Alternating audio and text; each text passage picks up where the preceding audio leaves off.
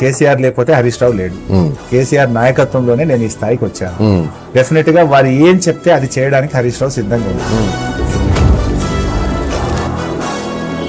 మళ్ళా మన టైం వస్తుంది, మళ్ళా బరాబర్ మన టైం వస్తుంది. వచ్చినాక పేర్లు రాసి పెట్టుండ్రి, ఒక్కొక్కరిని ఏమేం చేయాలో అని చేద్దాం.